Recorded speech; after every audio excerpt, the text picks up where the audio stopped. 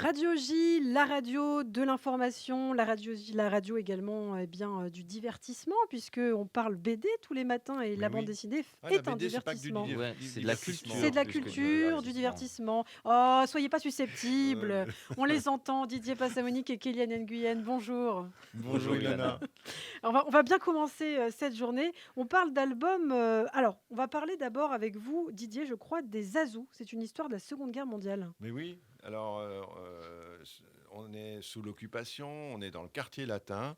Une bande de jeunes gens résistent à leur manière en plébiscitant la musique américaine et anglaise, le jazz, le swing, en faisant la fête, en portant des costumes extravagants, avec l'inconscience de leur âge.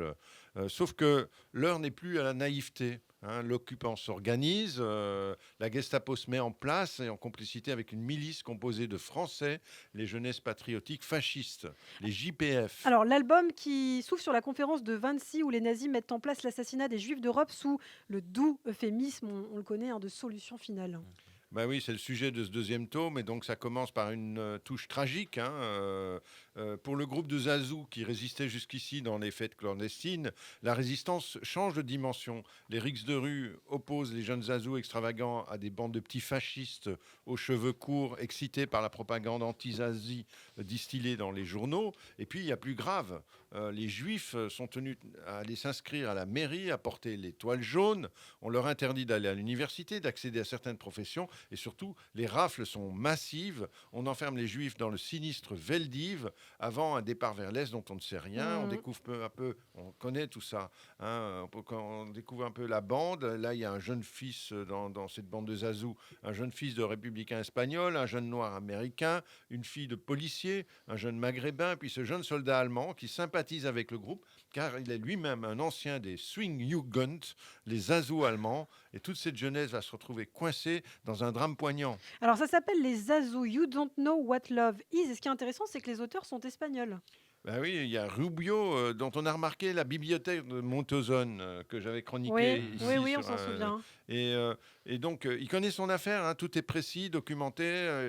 Il y a même un dossier, il y a des indications bibliographiques qui viennent compléter l'album. Le dessin de Danide est à la fois en droite ligne de la nouvelle école de bande dessinée espagnole. Il est clair, il est sympathique et surtout, il swing. C'est ce qui, pour un album comme celui-ci, est bienvenu. Eh bien, c'est Les Azous, c'est le tome numéro 2, You Don't Know What Love Is, par Salvia Rubio et Danid. Bravo Et l'accent, hein. chez Glénat. Et oui, une maman prof d'anglais, ça joue toujours. Ouais. Alors à présent, c'est à vous, Kéliane. Alors là, bon, alors, on ne parle pas de guerre, hein, cette fois, c'est complètement différent. C'est le retour d'une petite chienne, Écoline, qui rêve de devenir une star de la peinture à Paris. Et on la retrouve donc pour une deuxième aventure qui se lit d'ailleurs indépendamment de la première. C'est Écoline. Et Colline, exactement. Donc oui, encore une fois, on saute du coq à l'âne, mais si vous voulez trouver une transition, on reste à Paris. Voilà, comme ça, elle est faite. On suit donc cette héroïne, cette petite chienne jaune qui s'appelle Écoline, qui est peintre à Paris et qui rêve d'être une grande peintre, une grande maîtresse de la peinture à Paris. On la retrouve juste après sa première exposition en galerie, mais Écoline est assez étonnée parce que les gens se lassent vite de ses tableaux.